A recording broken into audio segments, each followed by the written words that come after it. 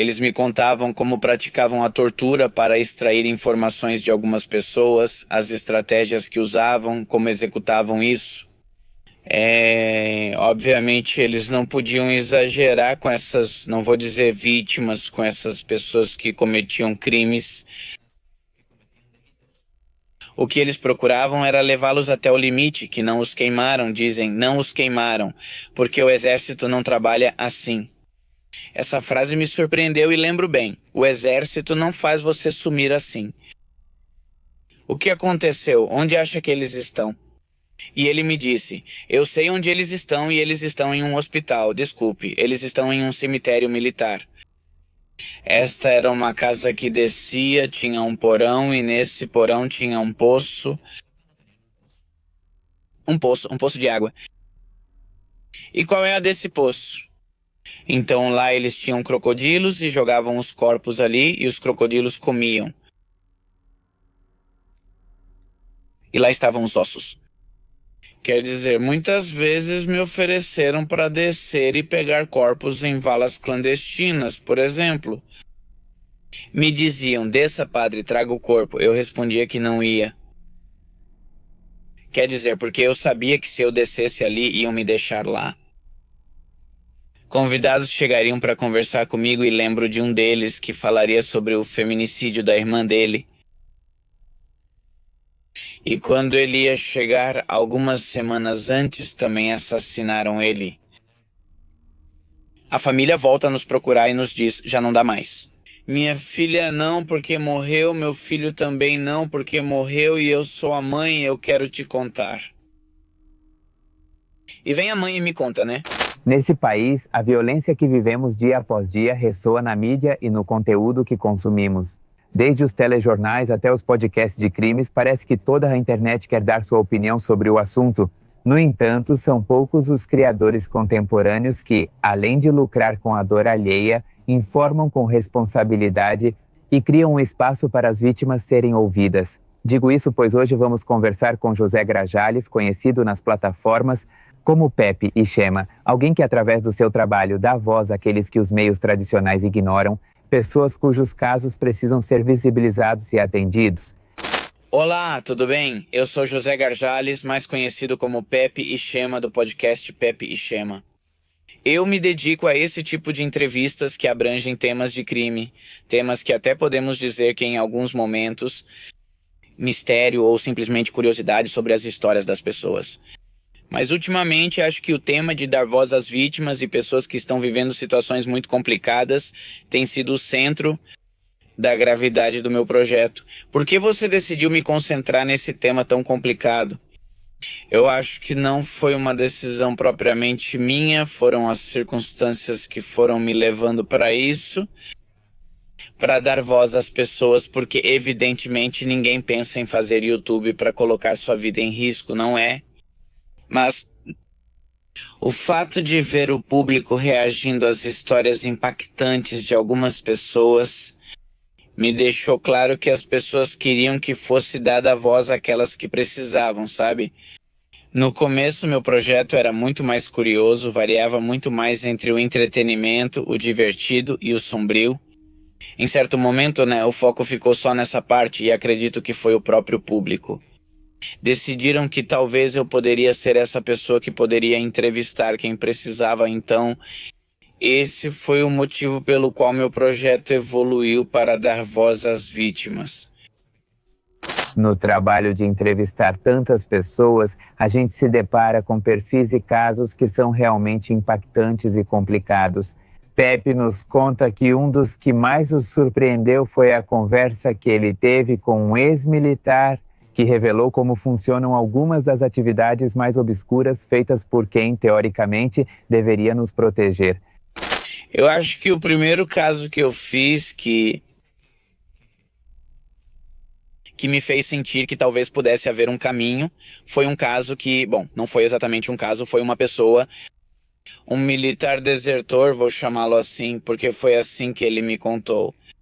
Ele passou muito tempo no exército, mas saiu devido à situação que vivia e por ter sido obrigado.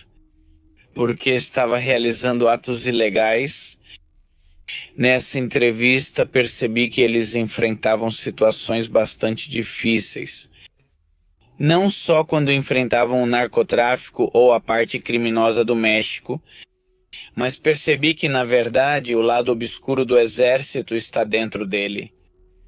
E eles me contavam muitas coisas que faziam, e isso me impressionou muito. É da vez que me contou como praticavam a tortura. Quer dizer, acho que foi o primeiro contato que eu tive com o tema do crime, mas pelo lado das pessoas que o praticam. E eles me contavam como praticavam a tortura para arrancar informações de algumas pessoas, né? As estratégias que usavam, como executavam isso.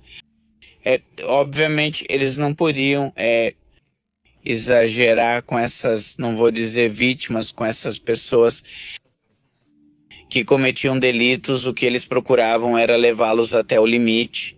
E ele me contava que inclusive havia pessoas que já estavam nessa linha invisível entre a vida e a morte. E que eles ficaram surpresos porque havia pessoas que se dedicavam especificamente a esse tipo de assunto, levavam injeções especiais para aplicar em quem já estava prestes a desfalecer por causa da tortura, não é? Ele me contou como jogavam água neles para que se afogassem e fossem interrogados. Isso me surpreendia, pois ele dizia, é que os temos deitados. Abrimos a boca deles e começamos a derramar água. E para isso eles têm que engolir a água, porque senão, bem, nós batemos neles, mas eles têm que manter a boca aberta. Para mim foi surpreendente, ainda mais ao descobrir quanta água jogavam, porque eu achava que era, não sei, 1 ou 2 litros, algo assim, e ele disse que eram baldes. Ou seja, eram baldes que jogavam nas pessoas. E aí chegou com um ponto em que eles já não conseguiam mais. E esse foi, acho que, meu primeiro contato com essas histórias. Digo que esse capítulo, honestamente, foi muito forte e me contou histórias muito, muito, muito mais fortes.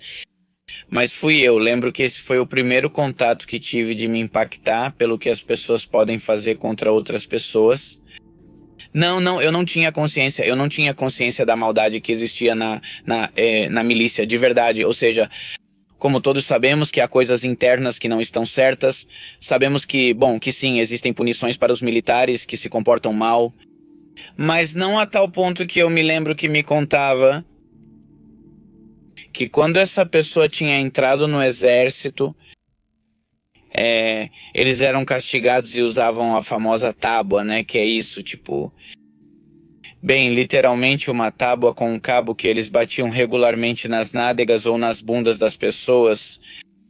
E ele me contou que foi o primeiro contato que ele teve com esse general do exército que deixou ele sangrando, ou seja, deixaram ele sangrando pelas nádegas, e ele não sentou por dias. E essa foi a primeira parte da introdução, porque daí ele me contou como faziam parte de alguns crimes. Eles lembram que em algum momento estavam investigando um assassinato.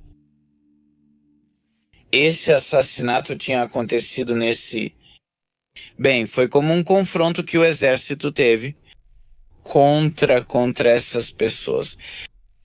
Nesse confronto, algumas pessoas morreram, mas para investigação e outros fins, eles precisavam resolver algumas situações em particular.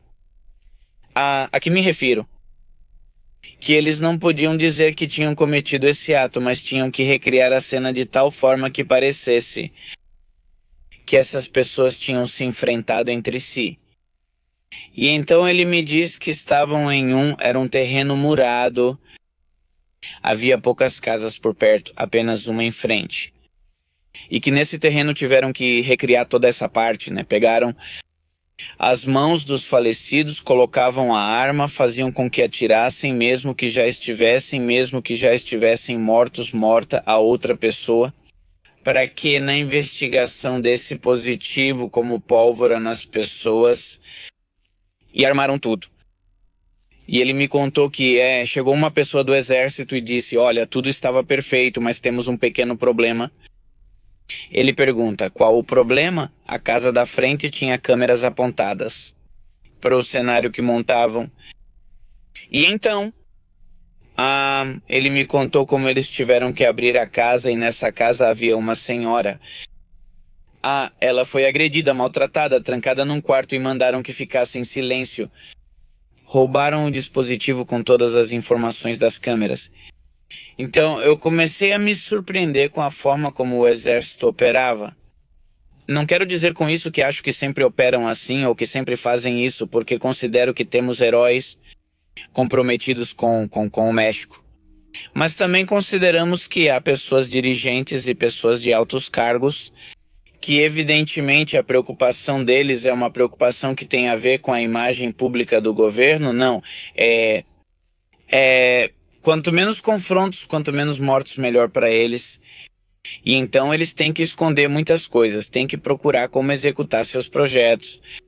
E mesmo que sejam em nome do México, considero que há muitas pessoas que realmente fazem isso em nome do México, mas principalmente em nome do dinheiro, né? Porque, bem, cuidar desses interesses é zelar pelas receitas que algumas pessoas no comando do país podem ter. E bem, tudo se resume no dia das eleições, né? Ou seja, vão votar em quem tiver uma imagem melhor, então considero que é isso que eles cuidam. Era um conhecido, não meu 100% era de um amigo, eu já conhecia ele, mas simplesmente foi vontade de conversar. Ele disse, vou te contar tudo. E ele foi, ou seja, foi me contando tudo o que ele mesmo fazia, porque ele me dizia, olha, atualmente eu trabalho como advogado. E sendo advogado, eu já conheço todas as manhas que podem ter na promotoria, em qualquer lugar. Eu sei como criar testemunhas falsas para você, eu sei como criar isso para você. É fácil achar novos culpados, etc. Ele diz. Ele me dizia, quando a promotoria mostra um vídeo, eu já tenho o filme inteiro editado e postado. Quer dizer, ele me dizia que ele podia ver um pouco além, porque conhecia como todo o sistema funcionava, todo o sistema de justiça. Então eu considero que isso simplesmente foi uma questão de remorso, porque em algum momento ele voltou a me procurar e me disse que queria gravar comigo novamente. Era um podcast exclusivo para os filhos dele, onde ele queria deixar uma mensagem para eles, que me pareceu algo bastante nobre. Mas isso não apaga tudo o que ele fez. Ao atuar como entrevistador, lidamos com informações sensíveis que exigem critério e responsabilidade. Pepe nos conta que, ao longo de sua carreira, teve que recorrer à autocensura, mesmo quando recebe dados que poderiam gerar um grande impacto público. Se a informação não está verificada ou não é prudente divulgar, ele prefere não fazê-lo. Para ele, a ética sempre deve vir antes do conteúdo. Pois há coisas que não me cabe dizer. Eu me lembro que, especificamente para não fugirmos tanto daquela entrevista, há coisas que a gente pensa se deixa ou não deixa. Ou seja, se essa informação que essa pessoa está revelando é uma informação que eu deveria revelar, porque se é mentira ou se é verdade, então por algum motivo ela está oculta, então decidi deixar uma parte. Ele me falou dos desaparecidos de Ayotzinapa, dos 43 estudantes sumidos e disse, eu sei onde eles estão. Quer dizer, eu sei como e por que desapareceram, até tenho amigos. Ele dizia, tenho amigos que participaram do desaparecimento e também sei o que aconteceu. Eu tenho amigos que participaram lá, e ele me diz, a questão desse desaparecimento é que porque o exército se enganou, o exército realmente achou que estava pegando pessoas que participavam no tema do narcotráfico, então por isso ele dizia que se enganaram e após fazerem tudo perceberam um erro grave, que eram estudantes e infelizmente também não quero desagradar as pessoas, ou isso ou aquilo. Bem, eu que estive perto de muitas notícias relacionadas com normalistas, muitas vezes quando você os vê agir,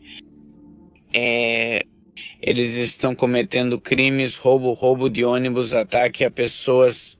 Inclusive a Escola Normal de Chiapas, me parece que já teve denúncias por trotes que fizeram contra alunos novatos que acabam morrendo, ou seja, estamos falando que em algum momento alguém pensou que talvez poderia ser bom que que estudantes das escolas normais fossem um pouco mais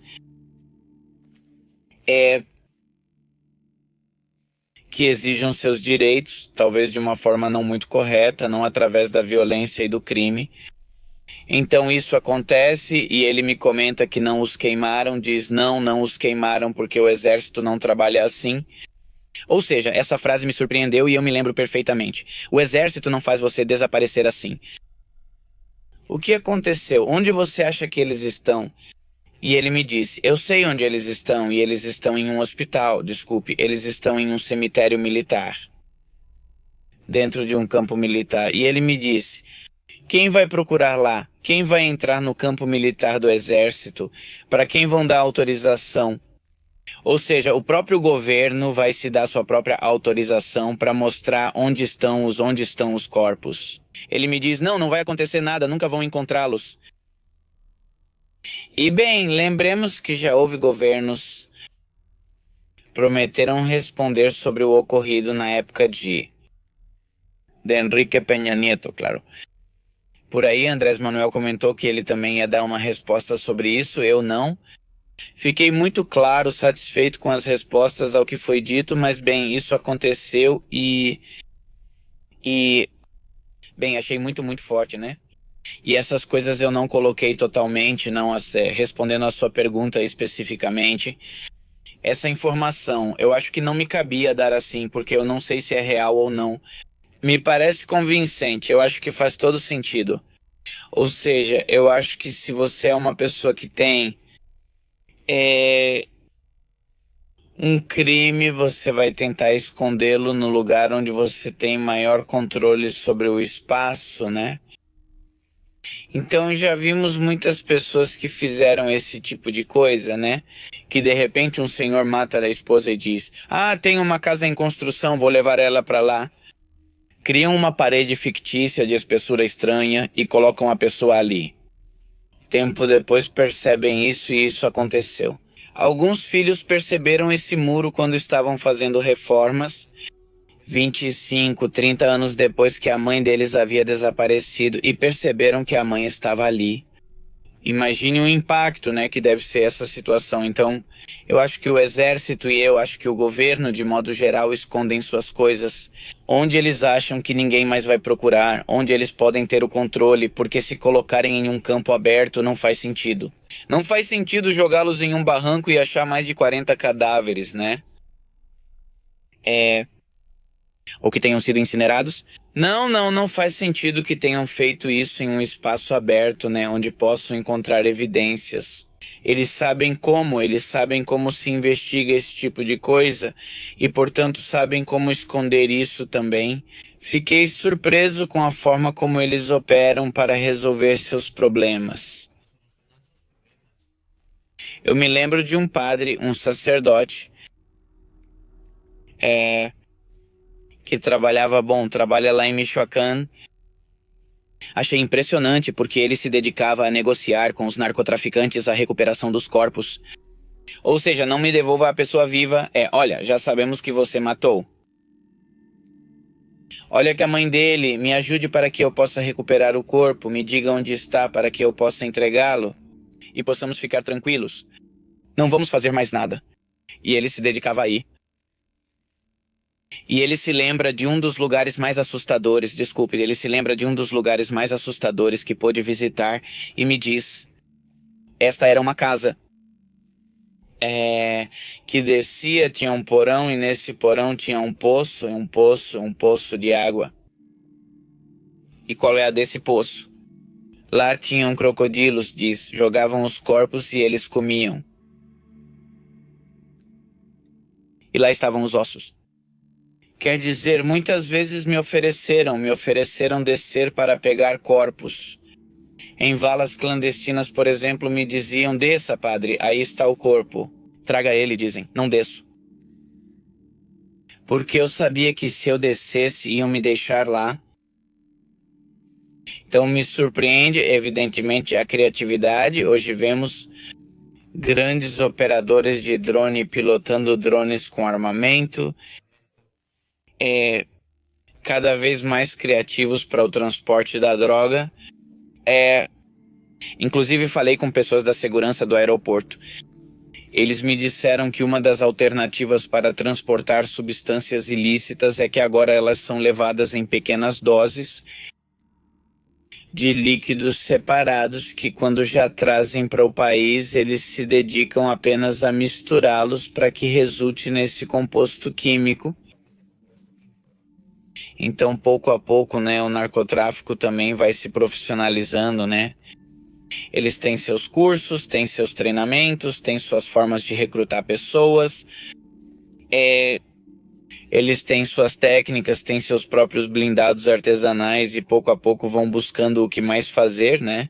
Agora eles são pilotos de drone e quem sabe mais pra frente o que eles podem chegar a fazer. Mas então, nos espera uma época bastante sombria no tema digital. Não sabemos como vai começar a haver terrorismo digital, terrorismo através do narcotráfico. Já sabemos que existem estratégias para extorsão que já envolvem inteligência artificial, então eu acho que em muito pouco tempo vamos ser testemunhas da maior criatividade do narcotráfico no México. Sim, totalmente, totalmente. Eu considero que às vezes eu gostaria de escrever alguma história e essa história de repente pode ser muito fantasiosa da minha parte. Mas quando alguém vem e me conta alguma história, eu percebo que a maldade humana é pior, que uma pessoa para se proteger é capaz de fazer qualquer coisa. Então, eu considero que a realidade no México está muito acima da ficção. Pepe explica o que é assumir a responsabilidade pelas consequências de dar voz às vítimas e virar uma plataforma que expõe histórias dolorosas, obscuras e complicadas. Ele fala sobre o peso emocional que envolve ouvir e acompanhar esses testemunhos e de como cada entrevista deixa uma marca. Ainda assim, ele reconhece a importância de seguir em frente, porque para muitas pessoas esses espaços são a única oportunidade de serem ouvidas. Olha, aproveitar acho que não seria a palavra certa. Acho que eu não aproveito fazer essas entrevistas porque antes eu fazia entrevistas onde eu podia rir, eu podia aproveitar e tomar uma cerveja enquanto conversava com alguém. E eu me divertia muito e hoje em dia seria um pecado dizer que eu me divirto. Eu gosto do meu trabalho, até certo ponto é muito pesado e não sei, é complicado pra mim, talvez eu não chore ouvindo as histórias, porque talvez eu esteja concentrado na estrutura da entrevista, no trabalho, em como levar as pessoas a melhor informação. Mas sim, é algo desgastante que te cobra um preço no dia a dia. Quer dizer, talvez eu não consiga, talvez eu não chore com a história no momento, talvez eu carregue o sentimento de ter um familiar desaparecido. Hoje em dia, talvez eu ande na rua olhando para todos os lados. Acho que sou uma pessoa que tem muitos protocolos de segurança, além de ter pessoas que precisam cuidar de mim. Agora, eu tenho protocolos assim muito próprios sobre isso. Quando é que eu ia ficar no telefone vendo câmeras de segurança? Jamais. Agora, por tudo que eu ouço e por tudo que é divulgado, então aos poucos você também vai perdendo essa estabilidade da sua vida, essa paz e essa tranquilidade, né? Porque o fato de estar ajudando pessoas que precisam também é afetar pessoas que não querem que essas histórias sejam ouvidas, né? E portanto não, você não é do agrado dessas pessoas. Nós sofremos perseguição. Eu não percebi quando vivi isso, porque ao pesquisar em meu caso, notaram que eu era perseguido. Mas quem realmente percebeu, quem realmente se deu conta e viveu isso de forma muito intensa, foi minha esposa. Não, ela sim viveu. Uma perseguição muito feia, E então, não sabemos concretamente as intenções pelas quais estavam presentes e a estavam perseguindo, mas obviamente sabemos que as intenções não eram nada boas. Tiveram chance de atacá-la.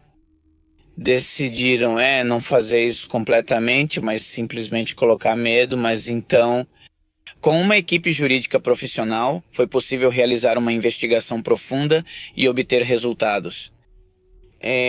chegar Conversei com pessoas importantes da segurança no México, que puderam fazer os acompanhamentos oportunos e há investigações a respeito desse veículo e os endereços que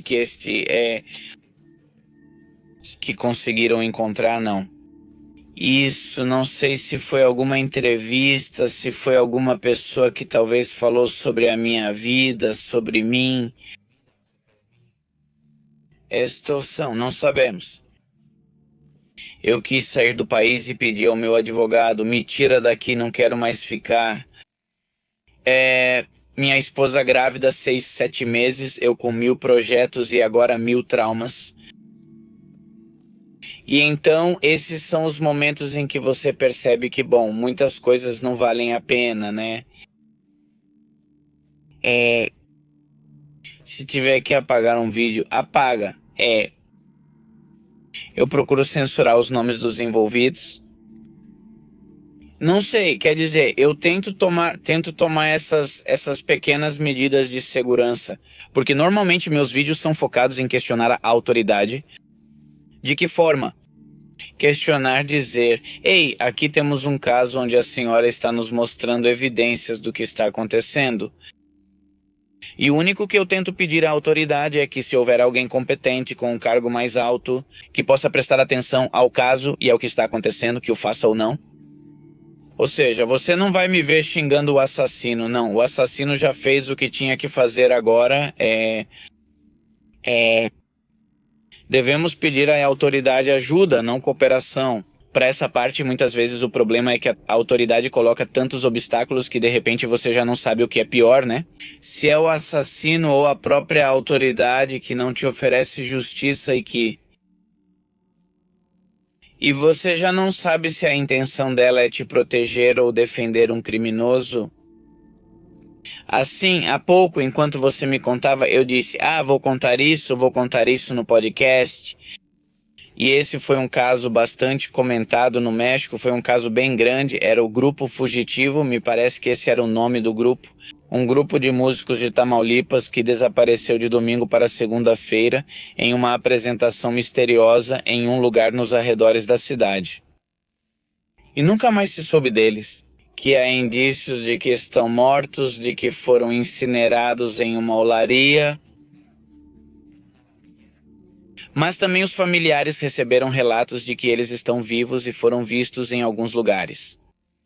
Então é um caso complicado. Evidentemente estamos falando de crime organizado. Aqui a questão foi que quando subimos o capítulo, pois evidentemente, ou seja, os familiares vieram com a esperança de fazer barulho, e o que aconteceu foi que se fez muito barulho. E então, portanto, no momento de fazer barulho, eles começam a receber muitas ameaças. E eles me disseram, é que queremos fazer barulho, mas não tanto, né? E era uma situação muito complexa, eu entendi perfeitamente. Eu tinha uma situação com o capítulo, falei pra elas, por favor, me deem 2 dias, não sei quantos dias, falei, me deem 2 dias e eu vou apagar. Mas eu preciso terminar uma colaboração que estava fazendo com um cliente e elas me disseram, tudo bem, Pepe? Entendi elas, mas elas não me entenderam. Não é por causa de um vídeo que eu suba e que não queira tirar do ar que eu vou arruinar a vida de algumas pessoas, não. A partir de agora sou bem mais cuidadoso. Tem certeza de que quer dar voz ao seu caso? Ou seja, tem certeza de que quer expor isso? Muita gente me diz, quero expor. E quando realmente percebem o impacto que o episódio está gerando, quando dizem, já pensei melhor, não quero. Não, quer dizer, eu conheço Reynosa, Tamaulipas há muito tempo, eu já fui a Reynosa, eu já estive lá. Conheço muitos lugares, já estive em Tampico e em parte de Tamaulipas. E então eu já sabia um pouco no que eu estava me metendo, só que elas, bem, precisavam, né? Elas me procuraram, ficaram me ligando. Eu não pensava em atender porque eu não atendo, mas foi tanta a insistência delas que eu disse, vamos ver o que aconteceu, né? É que somos os familiares do Grupo Fugitivo e queremos contar o que está acontecendo. Eu disse para eles irem em frente, mas eu sabia que Reynosa é uma cidade complicada. Me ofereceram para estar lá e eu decidi não. Por este capítulo, justamente não considero que por enquanto eu seja uma pessoa bem recebida lá. Não os encontraram e estão, pois sendo sempre ameaçados, não por quem fez isso, talvez. O que se sabe é que há culpados, mas os culpados apresentam versões muito estranhas, então eles não têm certeza de que realmente eles sejam os verdadeiros culpados do que aconteceu. Sim, famílias que estavam procurando seus filhos, seus irmãos, pessoas que nunca tiveram contato com uma organização ou fundação. E que então, por causa dessa situação que estavam vivendo, começaram a conhecer e se envolver nesses assuntos de busca de pessoas. Pepe diz que um dos temas mais difíceis para ele são as mães que buscam seus filhos, devido à profunda carga emocional que esses casos carregam. Ainda assim, ele reconhece a importância de existirem plataformas como a dele, capazes de dar visibilidade a histórias que muitas vezes são silenciadas ou ignoradas. Sim, as mães buscadoras são o mais difícil para mim quando faço uma entrevista, porque, na verdade, depois da entrevista que fiz, quase não procurei mais mães buscadoras agora, porque acho que não estou muito apto para lidar com esse tema, considero muito difícil. E são dessas poucas vezes em que eu saio do perfil profissional de entrevistador e caio na questão humana de não conseguir entender o sofrimento que as pessoas estão vivendo. Então, eu acho que Madres Buscadoras foi o que mais me afetou. O primeiro episódio de Madres Buscadoras que eu fiz, o primeiro e quase o único. Sim, eu fiz outros, mas esse episódio, o primeiro foi com esse conceito, Madres Buscadoras. E isso me tocou porque, em relação às Madres Buscadoras, elas conseguiram me transmitir a dor que estavam vivendo. E para mim foi muito doloroso. Ver que mesmo após 10 anos, elas seguem sem paz e revivem a tragédia como no primeiro dia. E eu acho que ninguém neste mundo mereceria sofrer tanto, sabe? Dizem que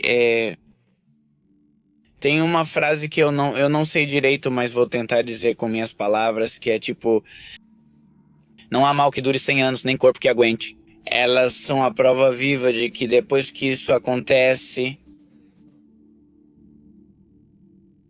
podem até morrer e não ter paz, nunca mais recuperar. Então, eu acho que essa frase é uma mentira. Sim, considero que eu poderia dar muito mais alcance para eles, Mas justamente por isso desenvolvemos mais projetos, por isso desenvolvemos projetos como o Sistema Vozes Ausentes, Relatos Forenses, Ponto Cego e todos os projetos que trazemos relacionados ao tema do crime, para dar voz a essas pessoas. Você vai encontrar mães buscadoras, sim. Talvez o perfil dos outros apresentadores que temos é um pouco mais adequado para ouvir essas histórias. Pessoalmente, talvez por uma questão pessoal. Talvez por isso eu não me ache tão capaz para essas entrevistas, mas continuaria fazendo. Mas são entrevistas que, pelo menos para mim, talvez me causam um pânico indescritível. Feminicídios, talvez isso para mim por enquanto nem um pouco mais fácil. Sabe, porque mesmo tendo irmãs, tendo mães,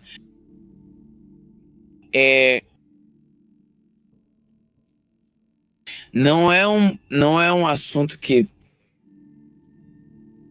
me afete tanto quanto o desaparecimento. Para mim, o desaparecimento é pior do que a morte muitas vezes.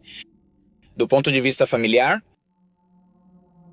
é a dúvida se você ou seu familiar está vivo, morto, sofrendo ou comendo.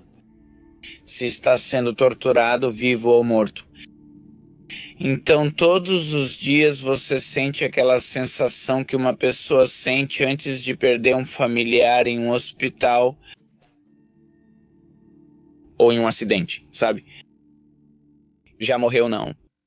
E no outro caso, você não sabe se está vivo ou morto, e não sabe se deve parar ou continuar procurando com mais força.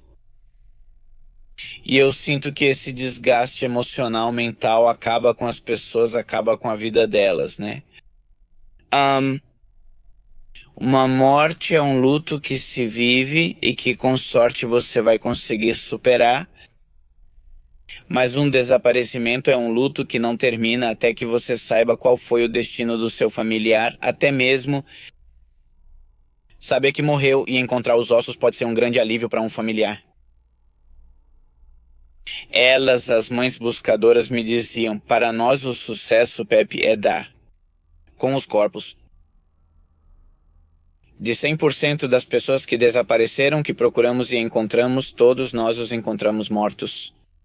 Eu quero acreditar que por duas coisas. Ou eu esperaria. A primeira, que é óbvia, são os números. Eu sinto que quando uma pessoa quer falar sobre o seu caso, o que ela busca é exposição. E felizmente acho que conseguimos gerar, e digo, tanto a sua comunidade quanto a minha. Compartilhamos muitas pessoas e temos uma comunidade linda dedicada a apoiar e divulgar esses conteúdos. Quero acreditar que um desses motivos faz com que venham falar comigo. É pelo fato de que sabem que o caso deles pode chegar a muitas pessoas. Não podemos garantir, mas vai chegar a algumas milhares de pessoas. E eu acho que o outro ponto, e eu esperaria que também fosse, talvez porque consideram que eu posso ser uma pessoa que pode ouvir as histórias com respeito. Além de que também preciso pensar no entretenimento, porque no final as pessoas consomem esses conteúdos, também consomem para se distrair, né? E que bom que escolham isso para se distrair. Que podem ser importantes e divulgadas, e isso é algo bom. É como se distrair ouvindo as notícias. É algo bom o fato de estarmos informados, então eu tenho que pensar nessa parte do entretenimento, e também tenho que pensar na forma correta de me aproximar da história de uma pessoa, que a última coisa que ela quer é reviver essas histórias, não. Mas eles sabem que quando se aproximam é importante contar para criar empatia com o público, e eles criam empatia com o público. O público se torna parte da causa deles e os ajuda a ir mais longe. Sim, foi possível fazer com que as autoridades em alguns lugares prestassem mais atenção a alguns casos. Então é bonito sentir essa parte de que de repente me digam: ei, Pepe, olha só, que tal caso já está sendo resolvido, que tal caso está avançando, que tal político que foi mencionado respondeu de maneira favorável. Então é muito bonito. Não posso te falar de um em específico porque foram vários, mas também não foram muitos. E justamente isso é o que precisamos melhorar. Um caso que me marcou mais que os outros.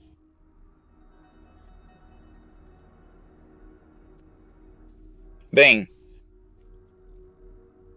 não vou muito longe. Um capítulo talvez que não tenha saído e que para mim foi impressionante, foi um capítulo que com certeza, bom, para este momento, eu sei que já saiu, que é o assassinato de um garoto e sua esposa a tiros, por parte de uma pessoa que só ficou irritada durante uma conversa. Me pareceu terrível, como uma pessoa, por uma simples discussão de bêbado. Ele passou cerca de 4 meses, de 2 a 3 vezes por semana fora da casa dessa família, para atormentá-la colocando música alta, acelerando o carro, fazendo escândalo.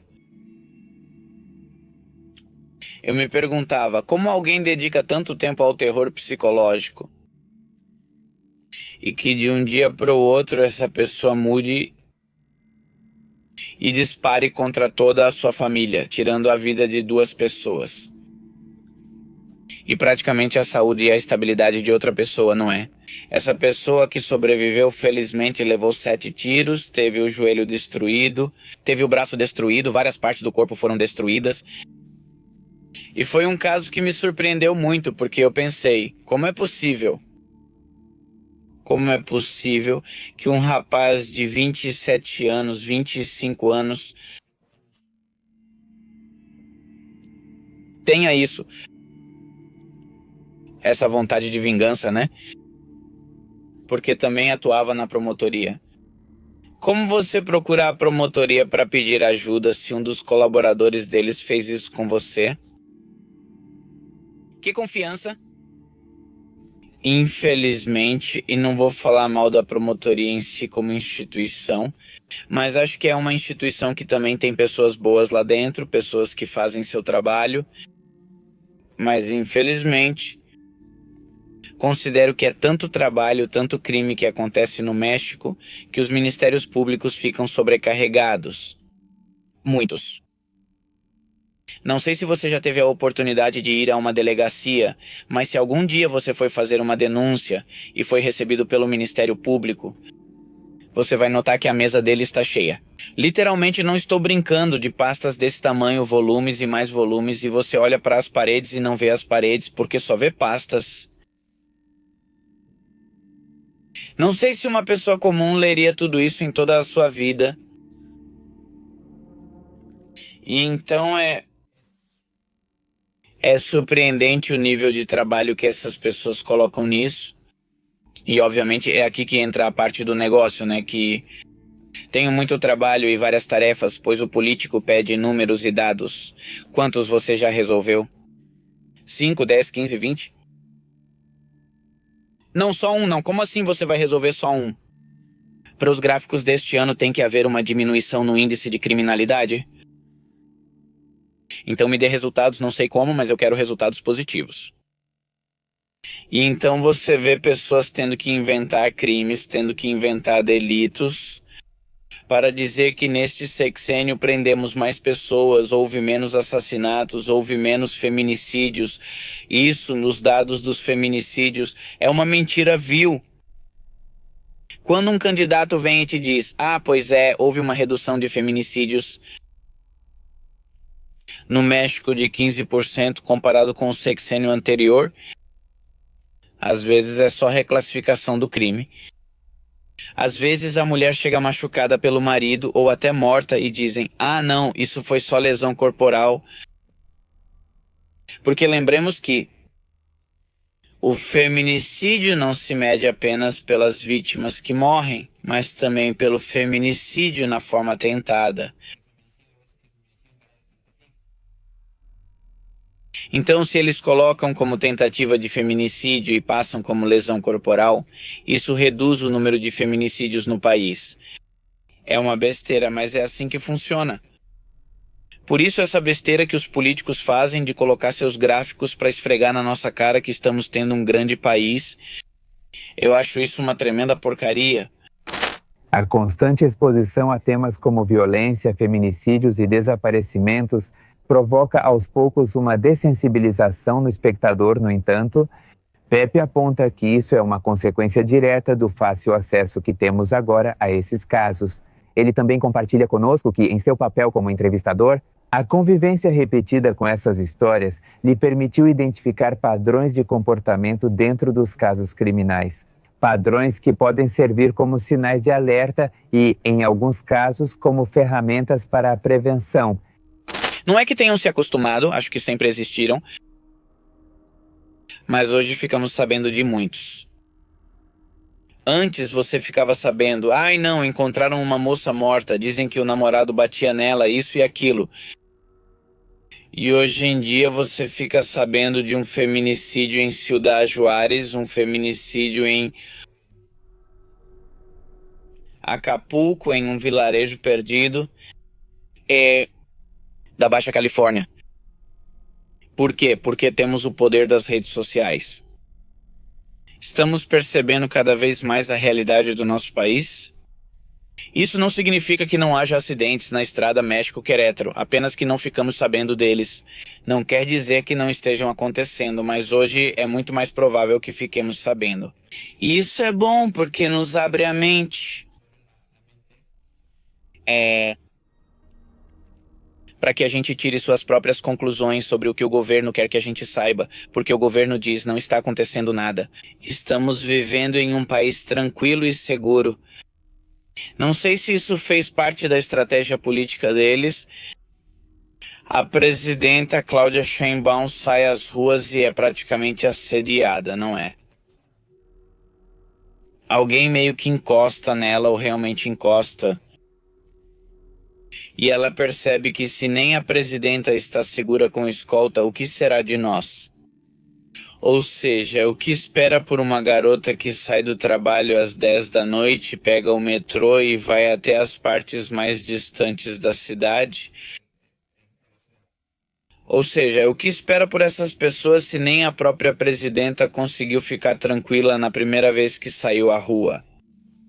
E isso é ruim porque para a presidenta foi feita justiça, não é? Essa pessoa foi pega muito rápido, no mesmo dia já sabíamos tudo sobre ela. Eu conheço pessoas há anos tentando exigir justiça e não conseguem. Olha, não precisamos ir muito longe. Esse caso que te contei do rapaz que atirou na família. Uma câmera de segurança mostrava os pneus da caminhonete dele. Nessa câmera de segurança dava para ouvir como as vítimas que faleceram reconheciam quem era. Dizem, é tal pessoa. Dá para ver que a mãe aparece, depois eles ouvem a rajada de tiros. Dá para ver na câmera de segurança e a mãe aparece de novo para olhar. E depois ela percebe que, bem, sua cunhada, ou não sei como se diz, desculpa, mas acho que é concunhada. A esposa do filho dela estava morta e o filho dela estava com muitos tiros. Ela vai ao banheiro e pensa que o filho dela está bem, mas depois entra no banheiro e percebe que o filho dela está morto dentro do banheiro. Ela e mais 2 testemunhas afirmam, vimos, era ele. E depois você descobre que não foi suficiente que houvesse 3 testemunhas que o reconheceram diretamente, que estavam no local dos fatos. E aí você descobre que o juiz fala, não é inocente. Quais são os padrões que eu considero que pode ter um potencial feminicida? E é que eu tenho que dizer isso dessa maneira. Acho que tanto homens quanto mulheres, sob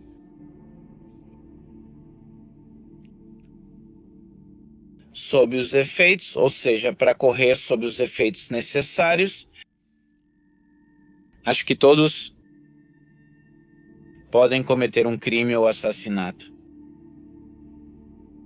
E isso para mim é bem forte, porque tem muitas pessoas histórias que eu conheci que eu digo o seguinte: não acredito que ele tenha pensado a vida toda que iria acabar matando uma mulher. Acredito que feminicidas não nascem pensando, mas vou matar mulheres. Alguns podem até pensar assim, mas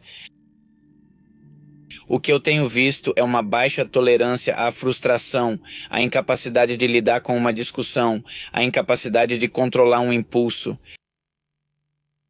Eu acho que é aí que residem as principais características das pessoas que podem que podem cair nesses crimes. Porque não é preciso muito. Quando deixamos que nossas emoções governem nossas ações, é aí que cometemos todos esses erros. No neuromarketing, estuda-se que o cérebro se deixa levar pelas emoções em 35%. Os outros 15% correspondem ao cérebro racional, que pensa e fala, poxa, não vou tomar essa Coca-Cola porque não me faz bem, é melhor eu tomar um copo de água. Embora sua emoção diga para você tomar uma coca, a razão diz não, é melhor um copo de água, mas as emoções sempre vão pesar mais. Por isso as pessoas têm tanta dificuldade em se afastar de pessoas tão tóxicas. Porque a razão não está sendo levada em conta e simplesmente estão com a emoção do amor, com essa coisa de não consigo deixar. O que faço agora? O que será da minha vida? Então, eu considero que os elementos que uma pessoa pode ter para se tornar um feminicida são a baixa tolerância à frustração e o pouco autocontrole que existe. Porque eu acho que todos nós já caímos em provocações. Acho que todos em algum momento já exageramos e agimos de uma forma que não foi a correta, e nós mesmos não reconhecemos isso. Acho que exagerei. Eu acho que se não reconhecermos esses momentos e não nos anteciparmos quando estamos vivendo esses momentos de tensão, acredito que muitas pessoas podem se tornar feminicidas. Um carcereiro nos Estados Unidos da América me disse: "Você não imagina quantas pessoas estão aqui, que só está aqui porque teve um impulso, deu um tapa na esposa, a esposa caiu, bateu a cabeça e morreu." Ou o cara que disse: "Não, eu vou dirigir minha caminhonete." Saem bêbados, bebem, atropelam uma família inteira e pronto. Eu acho que todos nós, como seres humanos, temos a responsabilidade de identificar quais são os nossos momentos, limites, onde estamos deixando de ser nós mesmos. Então eu considero que todos devemos ter cuidado, e todos nós podemos ser potenciais grandes seres humanos, mas também potenciais monstros. Eu acho que ninguém está isento, nem o pastor, nem o padre, nem a Madre Teresa de Calcutá. Sim, não sei se tem esse capítulo, mas acho que esse capítulo era meio anônimo ou não sei. A garota era uma garota que tinha participado de um assassinato de um senhor, e essa garota me contava que se eu era uma garota normal, eu não sabia nada sobre assassinar pessoas, nem nada disso, só simplesmente escolhi um namorado errado. Nossos encontros eram ir aos shoppings, ficar no estacionamento e cuidar dele enquanto ele roubava os tampões dos carros, os retrovisores, íamos vender, depois íamos comer alguma coisa. Esses eram nossos encontros e isso foi escalando. Eu gostava dele, ele me levava a cinemas adultos para ver pornografia. Eu não gostava de estar lá, mas eu amava ele, era tudo o que eu tinha. Eu não estou justificando, obviamente, só estou dizendo o que me contaram, né? E de repente ela já estava em um hotel, em uma área não muito segura. Ela estava lá com outra garota, o namorado dela e um senhor que encontraram por aí, que tinha dinheiro e que eles queriam levar para o hotel para assaltá-lo, roubar e tudo mais. Logo ela segurou as mãos dele e o asfixiou até a morte. Então, ele cumpriu sua pena, evidentemente esteve na cadeia. Mas esse é outro claro exemplo de que todos nós podemos cair nesse tipo de situação, que é preciso ter muito cuidado. Eu acho que, como diz, é fundamental nos conhecermos bem. Pepe relata as sequelas físicas e emocionais que sua profissão pode causar, desde o profundo desgaste causado pela exposição constante a casos de violência até o risco de se tornar um alvo. Para aquelas pessoas que não querem que suas histórias venham à tona, o trabalho dele, então, apesar de necessário, traz um custo humano raramente reconhecido. Sim, isso é algo que nós ficamos sabendo, que de repente tem um convidado que já esteve conosco, que teve um episódio que foi um boom. Digamos assim, chegou a muita gente, que voltam a receber ameaças que me dizem: "Pepe, não vou te pedir para tirar, deixa aí, porque quero que fique registrado, mas se cuida porque a gente está indo muito mal."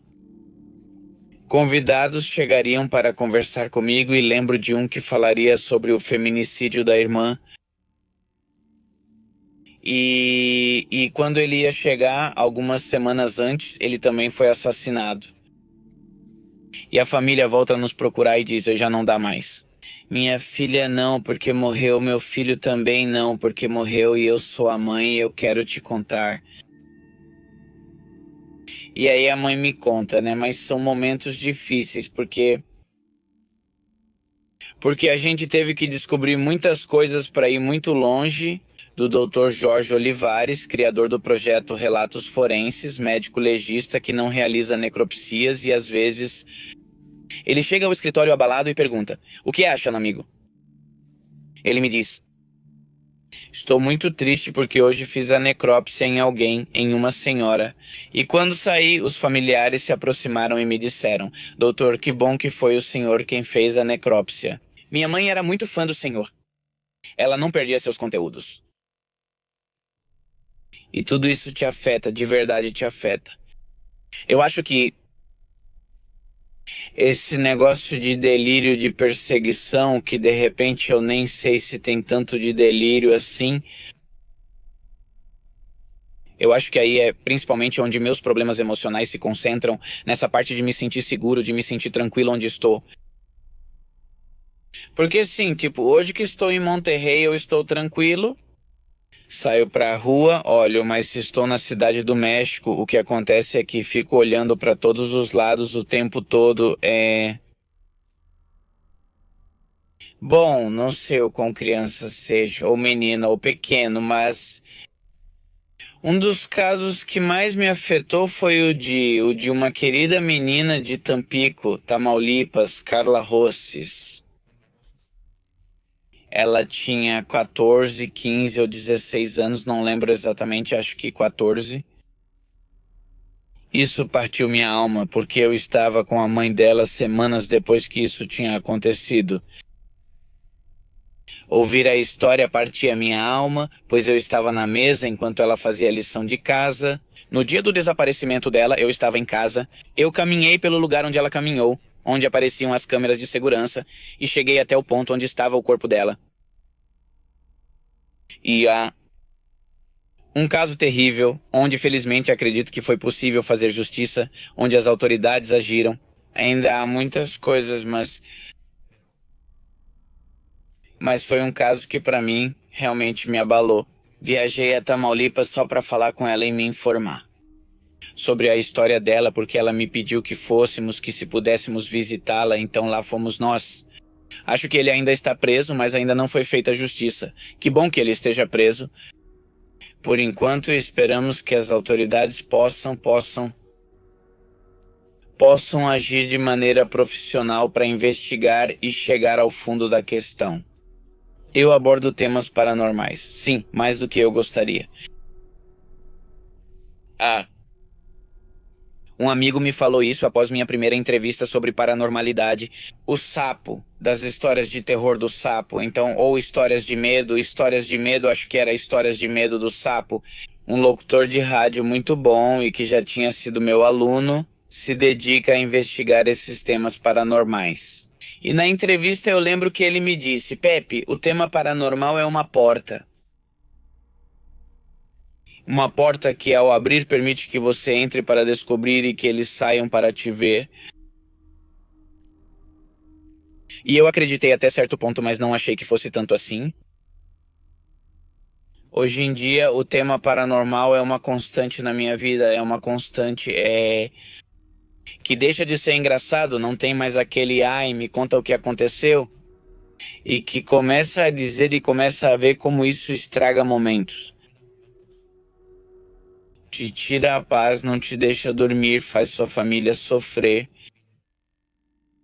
E hoje essa porta que se abriu não afetou só a minha esposa, não só ao meu filho. Não só aos trabalhadores que estão comigo, mas também a família distante que teve que testemunhar tudo isso. Não sei por que ela se abriu. O que sabemos é que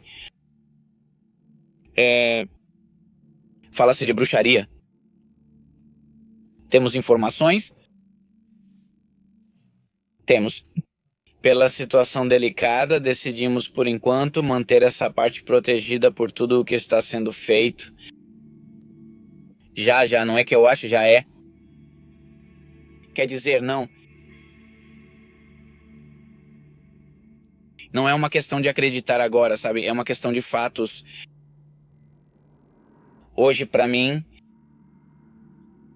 isso é tão real quanto o ar. Não vemos, mas está aí. Me surpreende quantas pessoas acreditam e praticam bruxaria no dia a dia. Não imaginava que fossem tantas. Entrevistando um bruxo, todos pensaram que eu era ele, confundindo meu perfil com o dele. Recebi muitas mensagens de pessoas pedindo que eu fizesse trabalhos para elas. Você não imagina, foi impressionante a quantidade de mensagens que eu recebi. E eu considero que não vale a pena que abram essa porta, querem que seus caminhos se abram, vão trabalhar. De verdade, ou seja, não estou. Querem ter sucesso, vão trabalhar, querem arruinar a vida de uma pessoa, vão trabalhar. De verdade. Ou seja, não há nada que possa ofender mais uma pessoa do que o sucesso de outra. E eu considero que o pior erro que podemos cometer é acreditar que o governo ou a feitiçaria vai resolver a nossa vida. Acho que é uma decisão errada, mas sim, quero dizer a vocês que a feitiçaria existe e se quiserem prejudicar alguém, podem fazer isso através da feitiçaria. Eu não recomendo porque cedo ou tarde isso vai voltar para vocês. E as consequências são terríveis. Olha, não acho que alguns sejam de verdade ou não, acredito que todos têm. Todos têm um pouco de verdade. Mas eu não me atrevo a dizer que confio em um, hein? Sim, tem pessoas que me passaram mais confiança, que me disseram coisas que eu não procurei, que eu não pedi e que vêm e me dizem. E isso para mim é uma confirmação de que eles acessam uma informação que nós desconhecemos, né? Tenho amigos que se dedicam a isso e procuro eles para perguntar o que fazer quando algo acontece. E você não faz ideia da quantidade de pessoas que me oferecem, repasse o trabalho, repasse. E para mim tem sido difícil. Eu não quis fazer isso, prefiro eliminar antes de repassar. Porque eu não preciso do fracasso das pessoas para me sentir bem. Como apresentador de um programa online, Pepe entende sua responsabilidade em dar visibilidade a casos importantes. Ele reconhece que no fim do dia seu espaço faz parte do entretenimento e que em algumas ocasiões ele se vê obrigado a deixar certos casos de fora porque, bem, eles não são atraentes para o seu público. É uma tensão constante entre a necessidade de informar e as demandas de um meio que, para sobreviver, precisa manter a atenção do público. Se alguém quer fazer YouTube, ok, ou podcast, ou o que for, a primeira coisa é que eu sinto que há um erro que muitas pessoas podem estar cometendo ou fazendo conteúdo. Acho que quem cria conteúdo deve focar no público, não em si mesmo. E isso é algo que considero que temos feito bem o tempo todo. Sempre que iniciamos um novo projeto, pensamos no que o público gostaria de ver. E assim temos esse critério para todos os capítulos. Se fazemos capítulos que achamos que o público não vai gostar, não os subimos, não mostramos. Então, o que eu diria para as pessoas é: façam coisas que vocês possam verificar que o público está gostando. Talvez vocês tenham 100, 200 ou 300 visualizações, mas o público está gostando. A comunidade de vocês ficará cada vez mais estável e crescerá continuamente. E acima de tudo, a constância. Se não houver constância, não vão ter números. Porque as pessoas estão recebendo e o YouTube está recomendando esses conteúdos que estão presentes o tempo todo. Se você posta um vídeo e alguém já ouviu antes neste canal, se vocês postarem quando quiserem, o YouTube envia para ela e os resultados não serão muito bons. Sim, é importante dizer isso, né? Às vezes aparecem pessoas com histórias que precisam ser ouvidas, mas que infelizmente, e eu vou dizer isso desse ponto de vista, talvez possa soar um pouco frio, mas o fato de pensar no público é uma limitação. Penso que se eu postar essa história, as pessoas vão ignorar. E quando eu posto outro vídeo, já não vai ter tanto alcance, porque cada vez menos pessoas assistem aos vídeos. E isso é algo que acontece. Então, infelizmente, temos que tomar decisões sobre dar divulgação para algumas coisas e para outras coisas não. Por isso nos preocupamos para que o convidado conte bem as coisas e tenha seu tempo. Nós o guiamos, dizemos como, para que o episódio possa ficar o melhor possível para agradar o público. Eu sei que parece estranho e até feio, mas se o público não gostar, eles me criticam e criticam o convidado. E o que eles fazem é desacreditar o caso, e isso é muito mais contraproducente. O que vem por aí para Pepe e Chema Eu acho que o que vem por aí para Pepe e Chema é uma reformulação do conteúdo. O mesmo conteúdo, mas visto de outra perspectiva, talvez nos lugares, talvez onde as coisas aconteceram, talvez ampliando um pouco mais o panorama para nossos seguidores, saindo um pouco do estúdio, indo um pouco mais para a rua. Acho que isso é algo que está faltando para a gente. Para estar mais perto do nosso público, mais perto das histórias, dos casos. E é nisso que estamos trabalhando atualmente para o próximo ano e tudo o que vier à nossa cabeça. A verdade é que eu adoro desenvolver projetos, então estou sempre aberto ao novo que possa surgir. Bem, na minha equipe tem. Há várias pessoas que, para nossa sorte, conseguiram entrar no coração, nos ouvidos e na mente de muitas pessoas que estão nos ouvindo tem. O primeiro projeto após Pepe e Chema foi Relatos Forenses, criado com o Dr. Jorge Olivares. E felizmente começou a crescer e as pessoas começaram a gostar. Depois eu decidi fazer um projeto que me apaixonava. Desde o início tudo era anônimo. Hoje continuo anônimo, mas evoluí e agora conto com a colaboração de Michele Rodrigues. Depois começamos a lançar outros projetos, Relatos do Mistério, um programa de crime e mistério. E de coisas que aconteceram que não ficaram muito claras.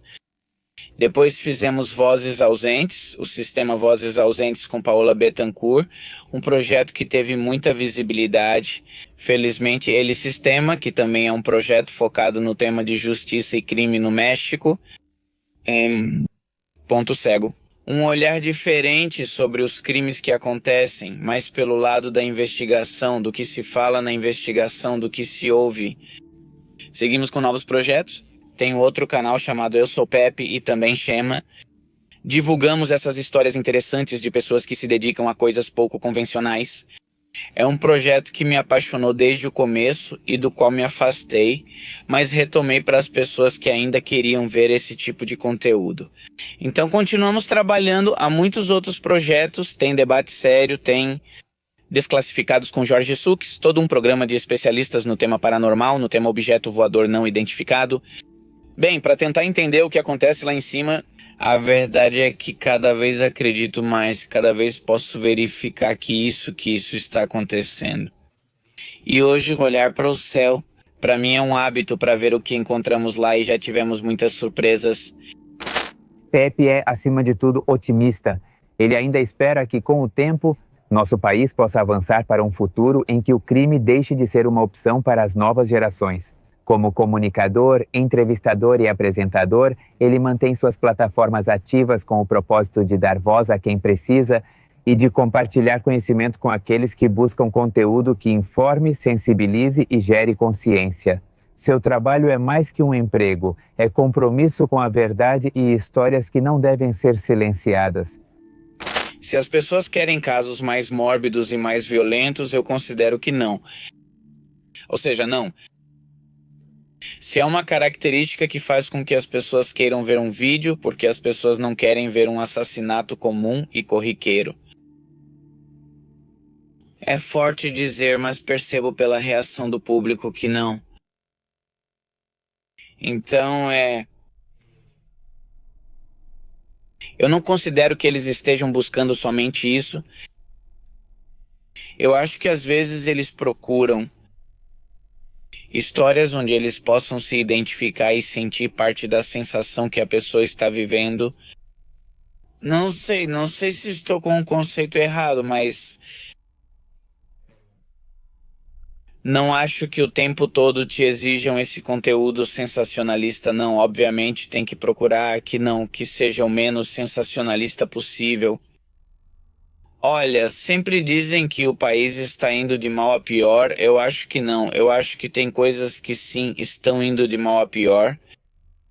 Mas eu acho que tem coisas que estão acontecendo hoje e que felizmente o povo deste país está aprendendo a pensar por conta própria, a deixar de pensar que a solução é um político, que a solução é uma mudança no gênero do governante.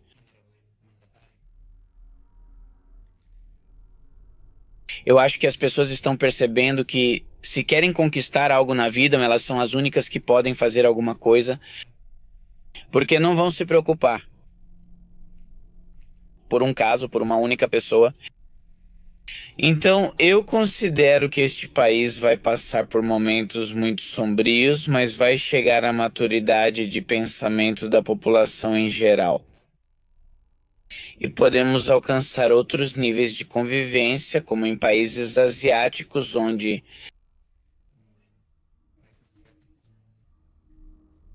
você não precisa roubar um telefone para ter um, você não precisa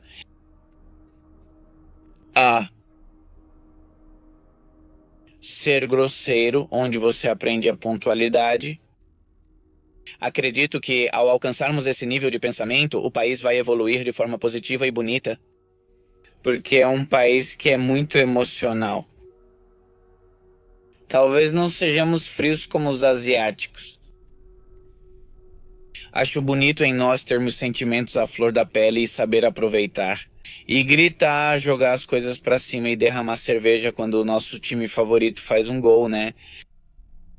Mas acho que é preciso encontrar esse equilíbrio, né? Esse equilíbrio que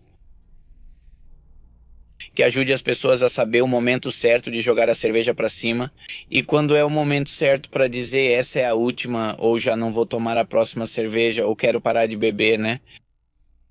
Quando se constrói esse nível de pensamento e todos nós nos tornamos arquitetos do nosso próprio destino, acho que é aí que podemos dar um salto como país para um lugar melhor. Muito obrigado ao Pepe por ter participado desta colaboração e me diga aí nos comentários o que você achou. Também, se você gostaria que eu convidasse alguém em especial, pode deixar aqui embaixo nos comentários.